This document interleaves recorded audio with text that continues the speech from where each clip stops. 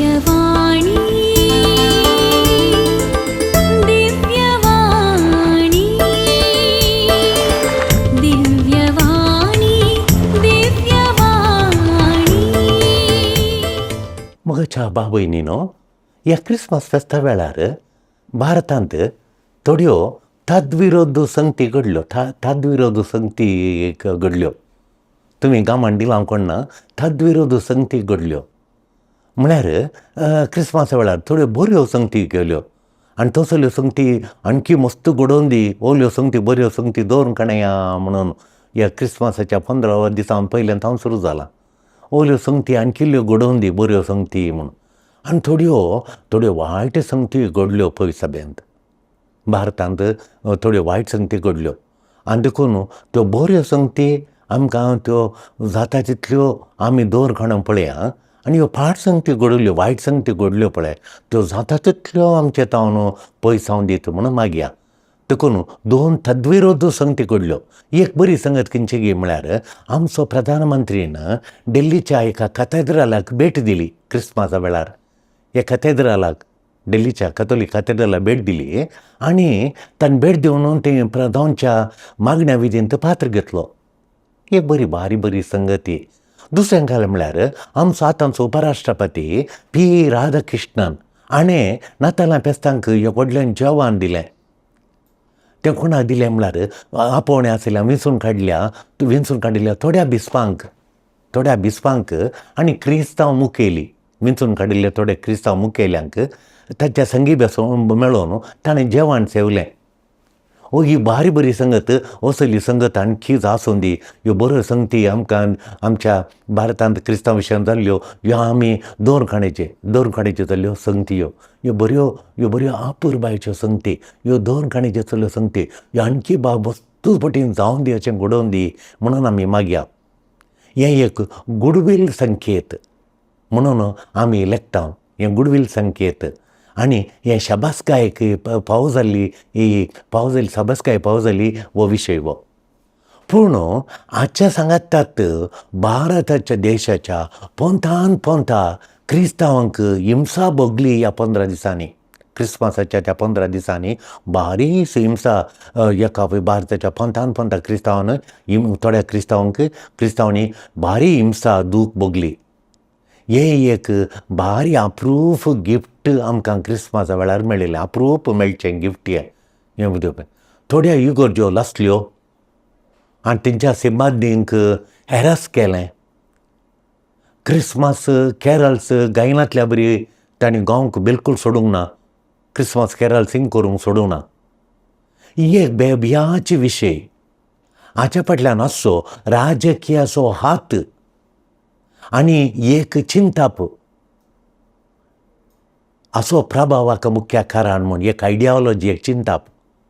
आमच्या संविधानाचो एक मोठो खांबो म्हणल्यार जावन आसा सेक्युलरिजम. आमच्या संविधानाचे मस्त खांबे आहात तातूंत घट्ट एक खांबो जावन आसा सेक्युलरिजम. वय देखून हें सेक्युलरिजम बारीच पोकळ जालें. पोकळ जाल्ल्या बरी दिसून आयलें. ही घडीत घडटाना सेक्युलरिजम म्हणलें हो खांबो तांतूं गाय आमकां फूट आयल्या गाय खांब्या भितर फूट आयल्या गाय. हे खांबो हेर येयला गाय सेक्युलरिजमाचो खांबो हेर येयला गाय. हे पोकळ जाला गाय म्हूण आमकां बगूंक सुरू जालें. कानून सुवेवस्था पालन करचें जाल्लें. कानून सुवेवस्था राखण करचे सगळे दोळे धांपून रावल्ल्या बरी दिसून आयलें. FIR घालूंक सूख केल्या थंय हिंसा दिल्ल्या थंय ओलो गलाटो केल्ल्या थंय FIR करूंक तांणी भारी तोडो केलो. चित्रहिंसेक बली जाल्ले असायकतेक वळख जावन खंयची भ्रांती नासल्या बरी दिसून आयले. न्याय नीत दिवंक भारी गळाय केली. तणकी करूंक तोडो केलो. हें सगळें आमच्या भारताच्या पवित्र सभेक व्हडल्या चिंताक कारण जावंक पावलें. थोड्यांनी धार्मीक कार्यां रद्द केलीं. थोड्या बावडच्यांनी तांची आसा केल्लीं ती धार्मीक कार्यां ती रद्द करून सोडलीं. आनी आमच्या संविधानान आमकां धार्मीक स्वातंत्र्य आमकां दिल्या. धार्मीक स्वातंत्र्याचें आचरण करूंक आमच्या संविधानान आमकां हक्क दिला. कानून आमकार सगळी समानता, कानून आमकार आमकां समानता दिल्या. आमकां कानून ना म्हणून ना, तांकां सगळ्यांक एकच कानून, आमकां समानताचें कानून आसा. कानूनांत आमकां समानता आसा. बियावेन जियोवचें हक्क आमकां दिलां. कांय भियेचें म्हणना आमी जियेतना, हे हक्क आमकां दिलां. हिंसा दिवच्या जम्यान कोणें मागा जाय, खंय मागा जाय, कोणें गायन करचें, कोणें कॅरल सिंगींग करचें, कोणें करूं नजो, कोणें मागण्याक मिसाक वस येता, कोणें मागण्या मिसाक जमो जावन नजो म्हणून ह्या चित्र हिंसा दिवच्या व्हडल्या जम्यान निर्धार करच्या बरी दिसून आयलें. तांणी निर्धार केलो, खंय आमी मागचे, खंय मागो नजो, केदाळा मागचे, कोणें मागचे म्हूण तांणी निर्धार करून हिंसा दिवच्या समुदायान, हिंसा दिवच्या व्हडल्या एका ग्रुपान तांणी देखून तांणी आमकां निर्धार करच्या तो जोमो व्हडलो एक जोमो, हिंसा दिवचो जोमो तांणी निर्धार करच्या बरी आमकां दिसून आयलें. आमकां आनी कितें राखून आसा म्हणली व्हडली चिंता भ्रांता खंत आमकां दिसून आयली. सूख करतेल्यांक कैद करच्या बदलाक क्रिस्तांवांक मागण्या विधीक जोमो जायनाकात म्हणून आमकां सत्राय दिल्ली पळय, ती व्हडले चिंताची गजाल. तांकां कैद करूं ना. त्या जम्याच्यांक कश्टितेल्यांक दगडितेल्यांक कांय तांणी कैद करूं ना, पूण सत्राय आमकां दिली. तुमी मागना जमें वचनाकात, घरांतावन भायर येनाकात म्हूण. आमचें हक्काचें रक्षण आमी सगळ्यांनी सांगाता मेळून करजे जाल्ली दीस वेळ घडी आतां उदेल्या बरी दिसल्यो.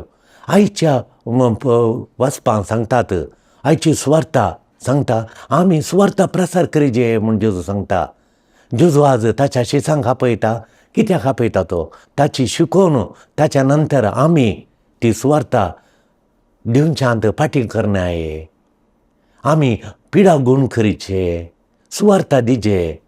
जेजूचो सुवार्थेचो उजवाड सगळ्या काळोखान भरिल्ल्या संवसाराक आमी दिचे म्हणून ह्या अभियान आमी भितर बसोवन घेत की ह्या जेजूचो सुवार्ता दिजे की आयचे सुवार्ता वांजेल प्रसारचे वाचपां आयचे वाचप वांजेल प्रसारीचे म्हणून जेजून शिसांक दिल्लें ती आज्ञा त्या विशयांत आमी आज नियाळ करया. ह्या लितुर्जीचो तिसरो आयताराची वाचपां आमकां उलो दितात नियाळ करूंक तीन मुख्य विशय आमी नियाळ करचे म्हणून ह्या तिसऱ्या आयताराक आमकां वाचपां उलो दितात. एक विशय जावन आसा उजवाड, दुसरो विशय जावन आसा दुसरें वाचप सांगता एकवट, आनी तिसरें आमकां जावन आसा शीस जावचें. आमची आयची वाचपां आमकां बुजयतात आयची वाचपां आमकां बुजयतात. देव काळोख आसल्या कडेन उजवाड दिता. देखून तुमी भियेनाकात काळोखांत, भियेनाकात काळोख आसले कडेन देव उजवाड धाडटा म्हणून पयलें वाचप इजाया प्रवाद दिता. दुसरें वांटे फांटे जाल्ल्या कडेन खंय आमच्या समुदायांत वांटे फांटे जाल्यात थंय एकवट डिविजन आसल्या कडेन युनिटी हाडटा म्हणून सांत पावलो वाचपांत सांगता. दुसऱ्या वाचपांत सांगता निराशा आसल्या कडेन आशा हाडटा म्हणून आयचे वाचपां आमकां बुजयतात. देव निराशा आसल्या कडेन आशा हाडटा म्हणून आयचे वाचपां आमकां बुजयतात. पयल्या वाचपांत इजाया प्रवादी दुखीन भरिल्ल्या देदस्वर जाल्ल्या लोकांक सांगता मरणाच्या सवळ्यांत आसलेल्यांक उजवाड सांगतलो. जेजू ती ही प्रोफेसी इजायाची प्रोफेसी जारी जाता. तो लोकांक उजवाडांत भरता जेजू.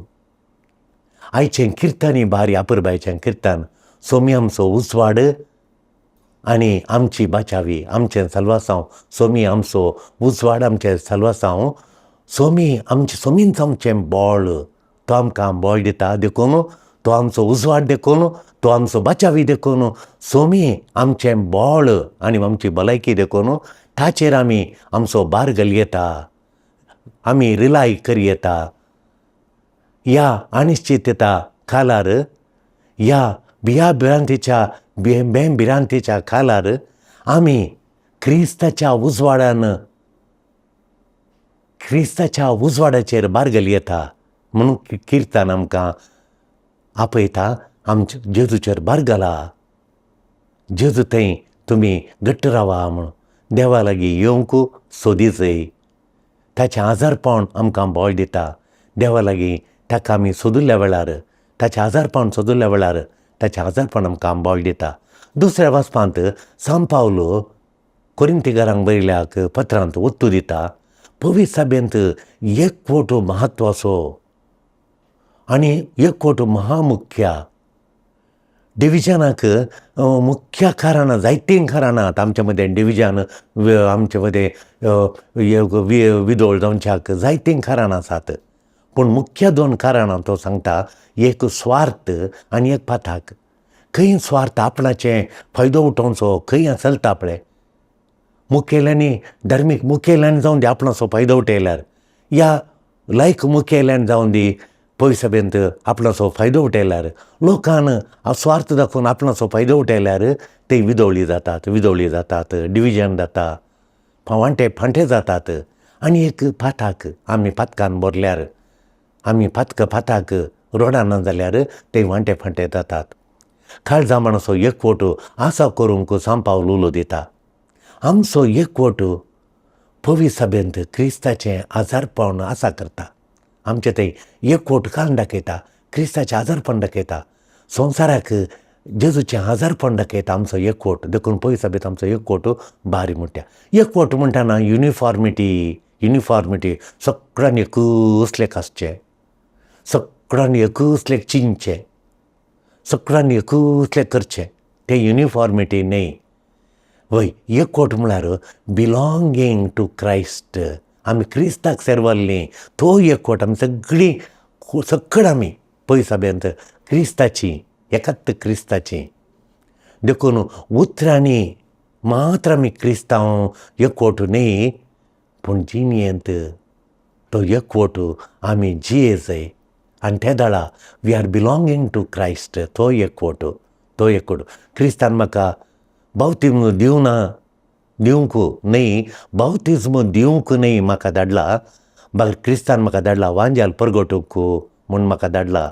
बावतिस्म दिवंक न्हय, वांजेल परगटूंक धाडला. तो कुर्साक वत्तू दिता. सांत पावल कुर्साक वत्तू दिता. ताचें स्टेटस, ताचें स्थानमानाक तो वत्तू दिना. तो कुर्सायिल्ल्या क्रिस्ताक वत्तू दिता. आमच्या स्थानमानाक वत्तू दिल्ल्या वेळार वांजेलोचो पावर उणो जाता, वांजेलोचो पावर चलता, तो घट्ट रावना. आमच्या स्थानमानाक, आमच्या स्टेटसाक वत्तू दिल्यार वांजेलाचो पावर चलता. सांत पावलो क्रिस्तांवांक तांच्या बावडताचें केंद्राक येया तुमी, खंय पयस वचनाकात, बावडताचें केंद्र जावन ताका येया म्हणटा. आमकां एक क्रिस्त, एक कुर्सायिल्लो क्रिस्त, एक वांजेल आनी एक पवित्र सभा, सगळ्यांनी कुर्सांतय एक जायचें. तें पवित्र सभेक बळ आनी जीव दिता म्हणटा. आमी कुर्सांतय एक जाल्यार तें पवित्र सभेक बळ दिता, पवित्र सभेक जीव दिता म्हणटा सांत पावलो दुसऱ्या वचपांत. मुखाच्या वांजेलांत इजाया प्रवादीच्या प्रॉफेसी जेजू थंय जारी जाली म्हणून मातेव सांगता. जेजूचो उजवाड आनी ताची बरी खबर मोबायल नासतनांत गोज व्हायरल, ती व्हायरल जाता, इट गोज व्हायरल. ताका लागून मोबायलां नासलीं, पूण आयच्या वाचपांत पळय कितलीं नांवां सांगल्यांत. त्या गांवचो लोक, ह्या लोक सिदोन आनी फालिस्तीन, थंय हांगा थंय आयलो म्हूण कितलीं नांवां सांगतात पळय. कशें जालें? जेजून मिसांव सुरू केल्लें मात्र. तें मोबायल नासतना आतां मोबायलार एक घडी भितर व्हायरल जाता. जेजूच्या काळार इट वेंट व्हायरल, पळय गे, इट गोज व्हायरल. देखून सगळ्यांनीतल्यांनी जेजूची बरी खबर सगळ्यांनी पावता. लोक ताचे थंय आकर्शीत जाता, जेजू थंय आकर्शीत जाता म्हणून वांजेल सांगता. लोक उजवाडाक, लायट, संतोशाक, जॉय सोदून येता, उजवाडाक सोदून येता, संतोश सोदून येता, मागीर स्वातंत्र्य, फ्रिडम सोदून येता, हॅप्पिनेस सोदून येता. तांकां जाय आसले हॅप्पिनेस, तांकां काळोख मतीक लागुल्लो, तो काळोख कसा जेवन जेजूक सोदून येता. दुसरो संतोश सोदतना खंत बेजाराय सडिल्ली जेजूच्या काळार देखून संतोश सोदूंक जेजू लागीं येता, हॅप्पिनेस सोदूंक तो जेजू लागीं येता, मागीर फ्रिडम सोदूंक तो जेजू लागीं येता. जेजू तांचो उजवाड जाता. जेजू सगळ्या गलिलेयाचेर ताचो उजवाड फांगता, सगळ्या पॅलेस्टिनाचेर ताचो उजवाड फांगता आनी तो देवाचें राज परगट करता. जेजू देवाचें राज ताचे परगटाची सुरवात करता. मासली पागतेल्यांक पाटलाव करूंक आपोवचे द्वारे जेजू देवाचें राज परगटता. तांणी सलवारजांच्या द्वारे तांणी देवाचें राज परगट करूंक तांकां आपोवणें दिता. येया तुमी म्हणून मासली पागतेल्यांक तो आपयता. जेजू ताका आयकतेल्यांक देवाच्या आळविकेक वळख जाया. देव आळविके करता, देखून ताच्या आळविकेक तुमी वळख जावंक जेजू आपयता. गॉड्स रूल ताका तुमी वळख जाया म्हणून जेजू तांकां आपयता. तांणी बाचावी जोडच्या इराद्यान तांकां आपयता. जिनी बदलिया, सर्गींचें राज लागीं पावलां, जिनी बदलिया म्हूण जेजू ताचीं पयलीं उतरां तो सांगता. मायंड एंड लायफ चेंज करा, तुमची मोत, तुमची जिनी चेंज करा म्हणटा जेजू. देवाचें राज हजार जालां, तें आणकी राखोवन आणकी येवचें ऑलरेडी हजार जालां. येया म्हजो पाटलाव करा म्हणटा जेजू. जेजू सामान्य लोकांक आपयता. धार्मीक एलीट म्हणटा आमी, धार्मीक वडांक न्ही, एलिटांक न्ही, उत्तिमांक न्ही, सादारण लोकांक तो आपयता. शिसांनी तक्षण छट्ट करून उठले आनी छट्ट करून जेजूचो पाटलाव करो. तक्षण ते जेजूचो पाटलाव करून गेले.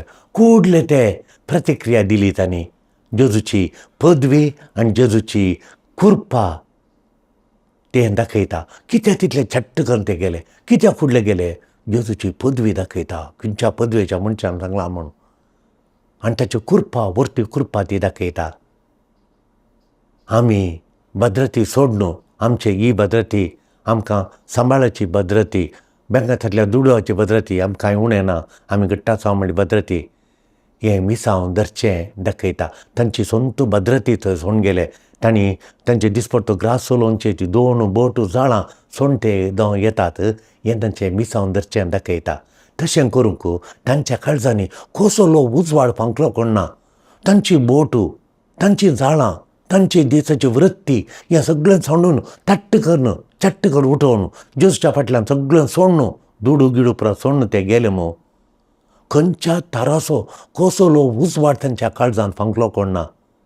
तें कितें तें आमी समजल्यार तें कितें तशें जालें म्हूण समजलें जाल्यार आमी देवाच्या राजाक सर्वोंक पाद्यनाव, हेजिटेट करिना. वांजेर सांगता जेजून हर एका पिडेस्तांक गूण केलें. कोणाक कितें गूण करनासतना खाली हातांनी पाटयेन धाडलें म्हूण दाखलो हांवें बायबलान पळोवना.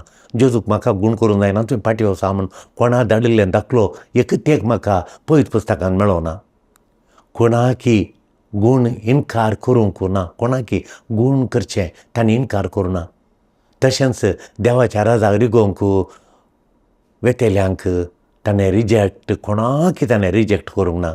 हर एका व्यक्तीन सलवार जाय म्हणलें ताचें मिसांव मून धरूंक जेजू आमकां आपयता. आमचे कश्ट, आमचे अडचणी, आमच्यो अडकळ्यो त्यो आसात वय, बेंबिरांत आसा वय जाल्यार हर एका व्यक्तीन सलवार जायसर जेजूचें मिसांव आमी मून धरसूंक आसा.